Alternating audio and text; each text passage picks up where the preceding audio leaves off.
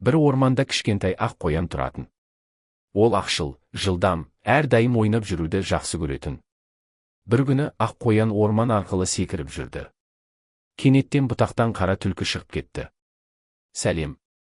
Мен сенің досың болғым келеді», деді түлкі үлкен көзін айқастырып. Ақ қоян қорқып, құлағын тік қылды. «Ой, сен мені қорқытпа. Мен тек достармен ойнағым келеді», деді. Түлкі мұңайып кішкене басын изеді. «Жарайды, мен қорқытпаймын. Сен менімен ойнағың келсе, бірге ойнайық». Ақ қоян тағы да басын шайқап. «Жарайды, бірақ мен алдымен жарысқым келеді», деді. «Жарайды. Кім бірінші ағашқа жетеді?» деді түлкі қуаныштан құлыншақтап. Олар бірге жарысты бастады. Ақ қоян тез жүгірді, бірақ түлкі де артта қалмады.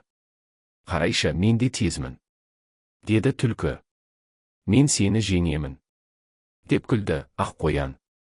Жарыс біткен соң екеуі күлкіге бөленді. «Ой, сен шын мәнінде мықты екенсің», деді ақ қоян. «Сен де. Енді достар болайық», деді түлкі.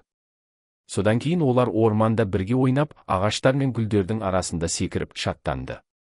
«Міне, жаңа досыммен ойнау өте қызық», деді ақ қоян.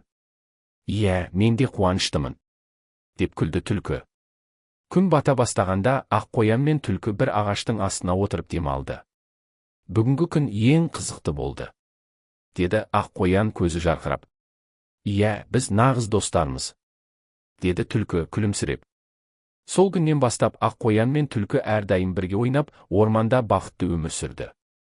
Соңы ақ қоян жаңа дос тапты, қауіпсіз, бақытты, көңілді орманда ойнап жүр.